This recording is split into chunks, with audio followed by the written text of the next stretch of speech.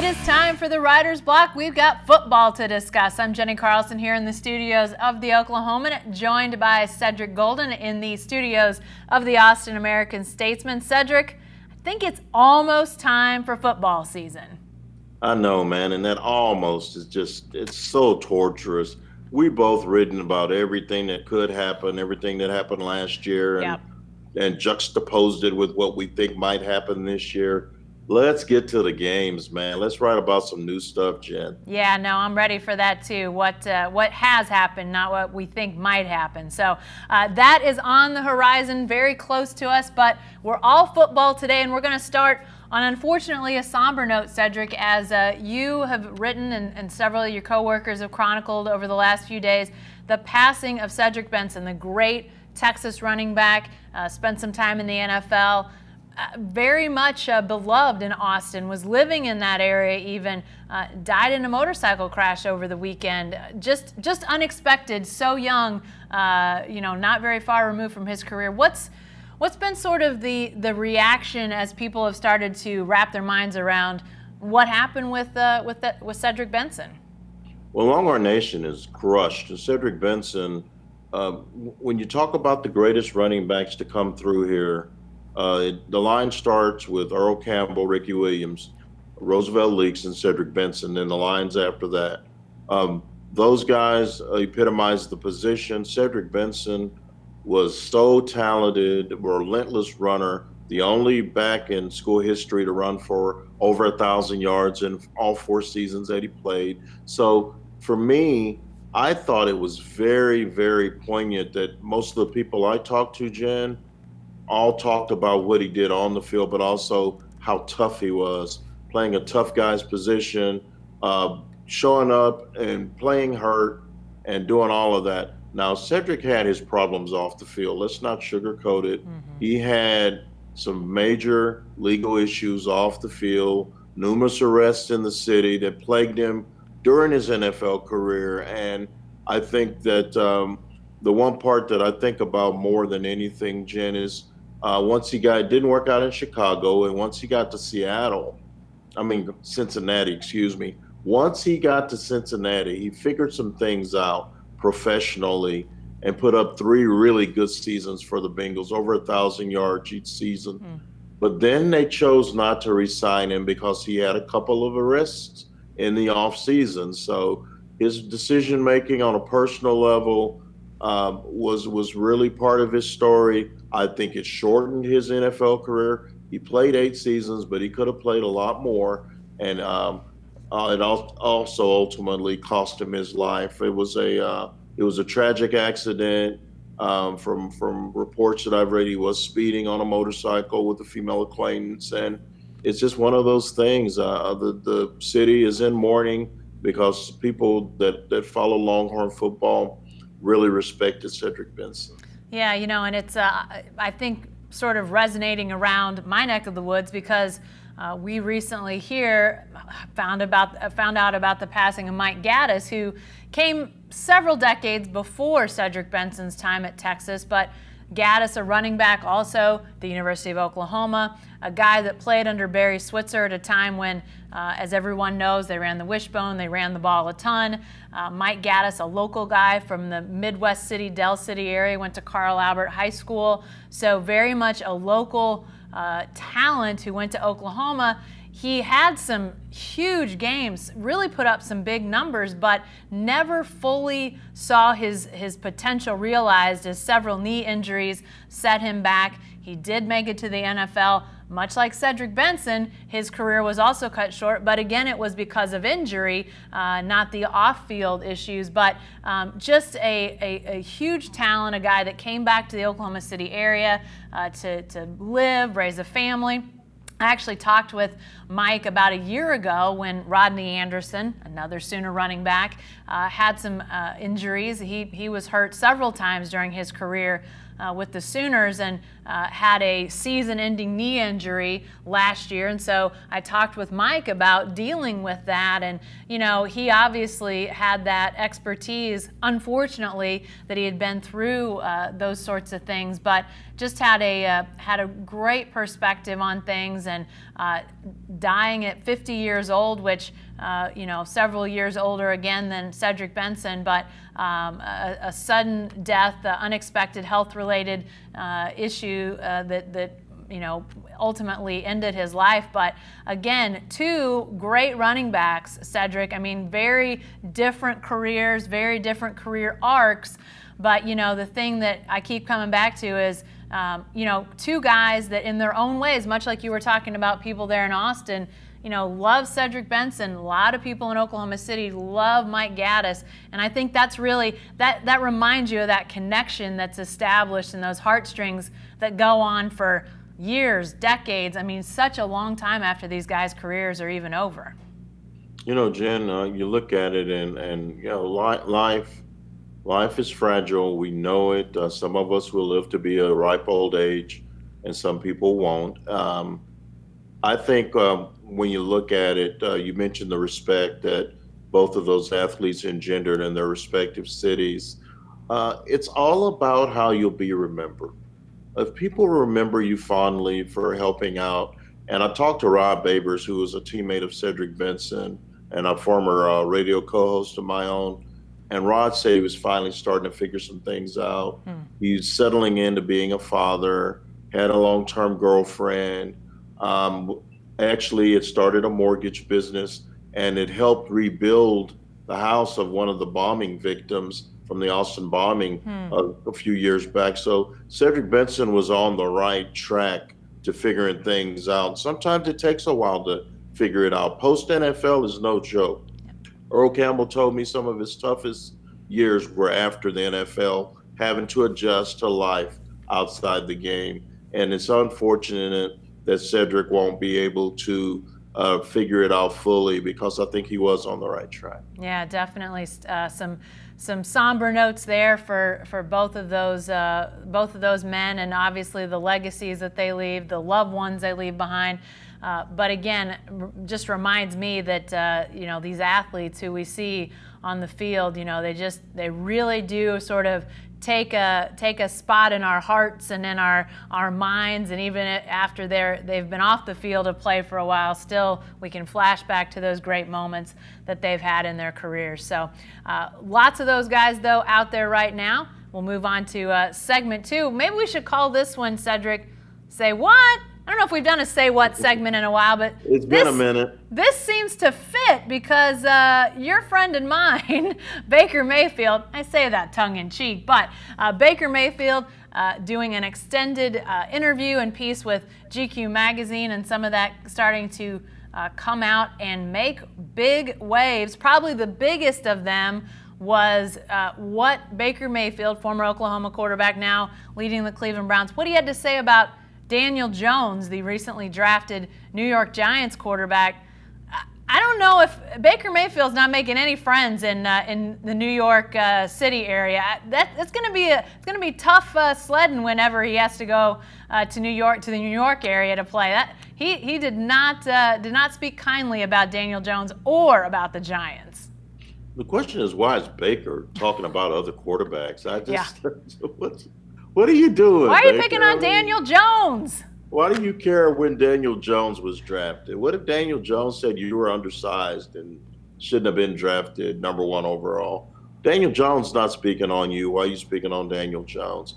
Baker doesn't have a filter. And I think to be an NFL quarterback, eventually you're going to have to figure out that whatever you say is going to be magnetized 1,000 times exponentially. People hinge on every word you say. And so as the face of a franchise, and the Cleveland Browns are trying to come up out of the doldrums and get after teams like Pittsburgh and Baltimore and Cincinnati in the AFC North. If you want to get after those teams, don't give people ammunition to come after your knees on a blitz. I don't even know if they play the Giants this year, but I guarantee you they're going to play them sometime during Baker's career. And if you're the leader of a locker room and Baker has the respect of the players in that locker room, don't make it harder on yourself.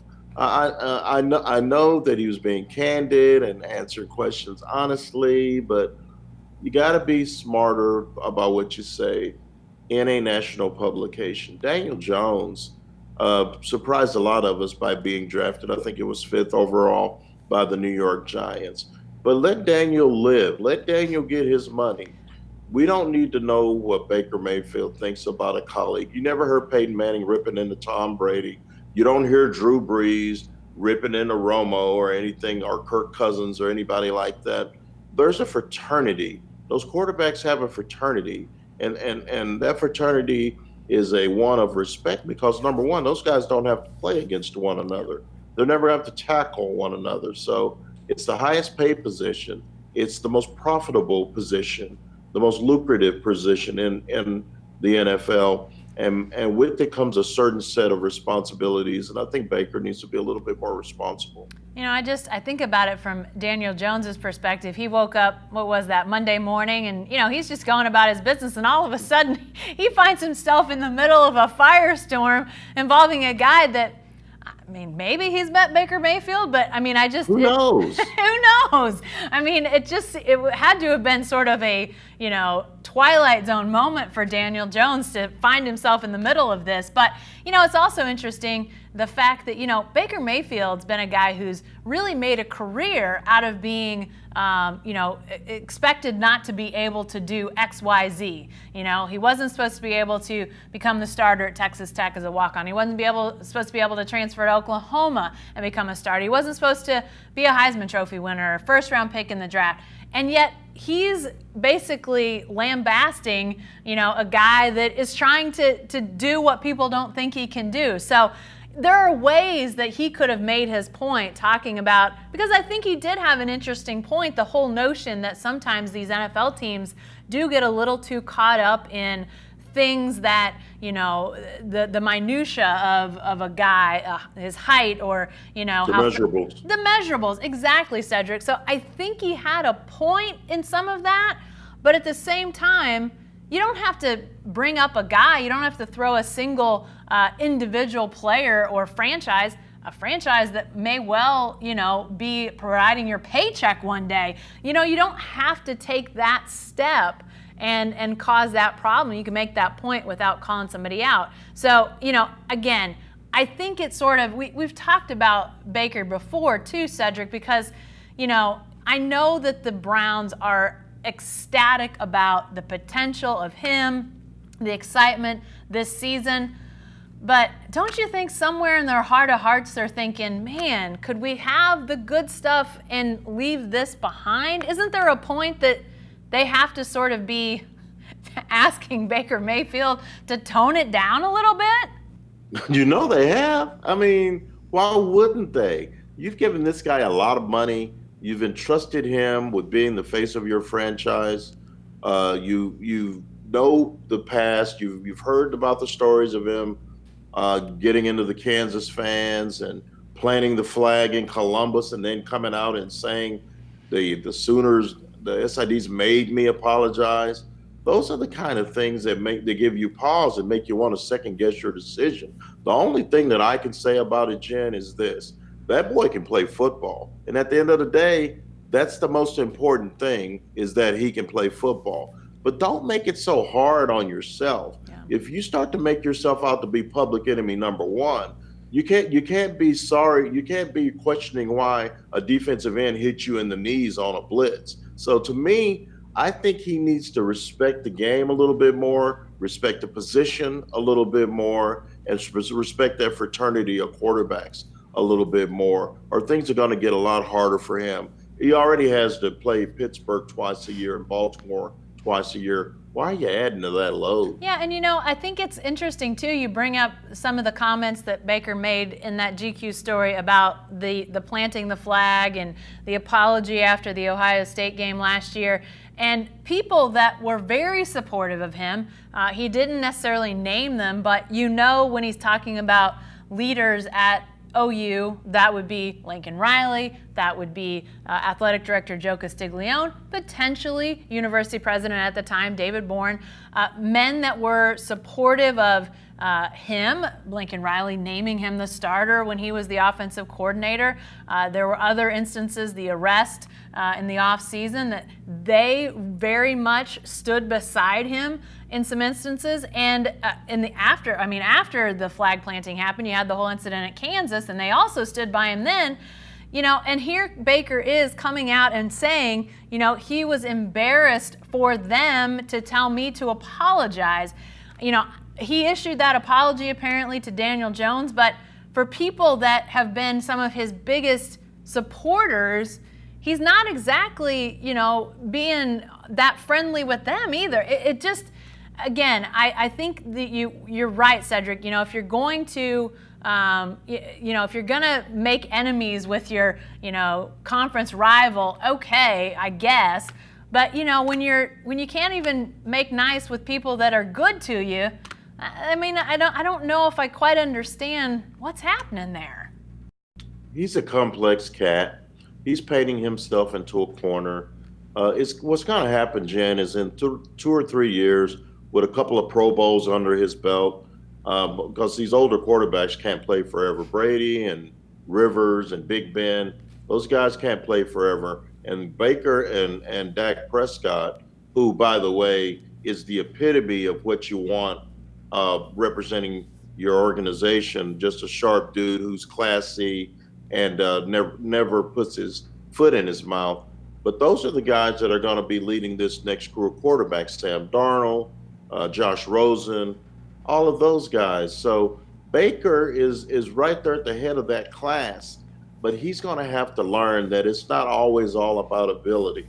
It's also how you conduct yourself in front of the media, in front of the fans, in organizational activities, all of that. The camera's always on you. You're not just representing the Mayfield family anymore. You're representing the Cleveland Browns. That's a big deal. You mentioned Dak Prescott, and that takes us into segment 3. We did say I'd say this is what's next, and that is the Dallas Cowboys and their young stars, most notably Ezekiel Elliott, the running back, who is still, as we record, holding out for a new contract, has not come to a deal. And now we've come to the point in all of this, Cedric, that Jerry Jones, the Dallas Cowboys owner, is making jokes about Zeke. Is that a good idea, really? He's got the checkbook. He can do what he wants. And you know what he said, Jen, after they asked about that, when he said Zeke who? They asked him about it, and he goes, you know what? I paid for the right to joke about Zeke. And what that means is y'all have no idea how much I've invested in this kid that you don't know about outside the contract and all of that. And Jerry's basically saying, look, I sat through your 6-game suspension. I supported you here. I supported you there. And you're not in camp. So I understand why Zeke is not in camp, because in the NFL, the way it's set up, the only way to get your money if you're not a quarterback is to hold out. And that's sad to say, but that's how it's built. That's how the CBA is structured. So they need to make sure and get his butt in camp. They are a Super Bowl contender with him on the field. The pieces are in place: good defense, good receivers, good young quarterback, good offensive line, and the missing piece is Zeke Elliott, the 2-time rushing champion. He's not going to lead you to a Super Bowl if he's sipping pina coladas at Cabo. He needs to be drinking Gatorade and water and Oxnard. That's where he needs to be. Yeah, no matter what any of these other guys they have on the roster at running back do in the preseason, I think everybody knows that Ezekiel Elliott is a difference maker at that position. Jerry Jones, he did joke about it, and maybe that rubbed Ezekiel the wrong way. Whether it did or not, I don't know. But the truth is, Ezekiel Elliott knows the truth. Jerry Jones knows the truth, and they each know that they know the truth. So while that may be a joking moment for Jerry Jones, they all know that Ezekiel Elliott needs to be on this team when this season opens. They don't need to have him still in Cabo, still on the golf course, still on the beach when they're opening the season here very soon. He has missed most of training camp. I get that. But I think that from all reports, it sounds like he's doing the right thing to get ready for the season, even though he's not in camp. You know, I have to say, Cedric, even though this is dragged on and continued and added layers of some ridiculousness as we've gone, it seems a little laughable. I can't even hardly put this on the crazy scale because of what's happening with Antonio Brown. I mean, if you want real dysfunction and lunacy in training camp, I think you start there and then way down the pecking order you go to your next one, because that whole thing with the Raiders and the helmet, everything else this preseason in the NFL has paled in comparison to that craziness. It is so silly. And if crazy. you watch Hard Knocks, it's nuts. I mean, it's a real deal. He's like, I gotta play. Well, you're not gonna play for $30 million without the right helmet. Man, for $30 million, I play without a helmet.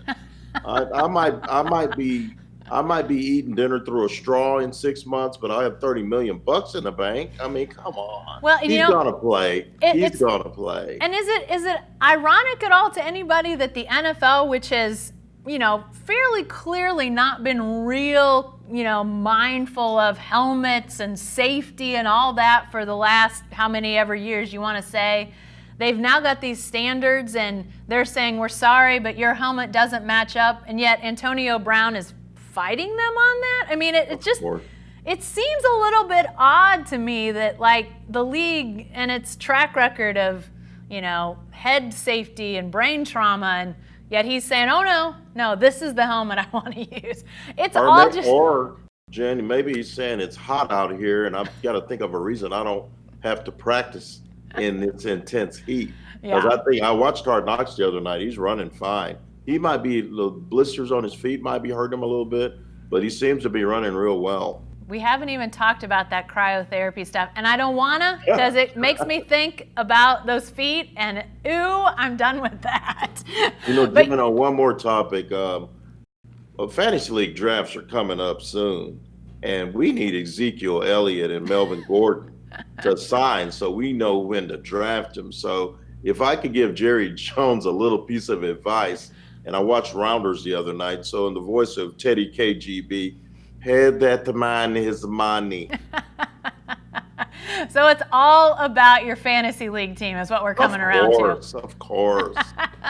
Well, it's all about your fantasy league team, and next week it's going to actually be all about actual football games. So while we've talked all football today, we're going to keep it up next week because we're actually going to be in game week.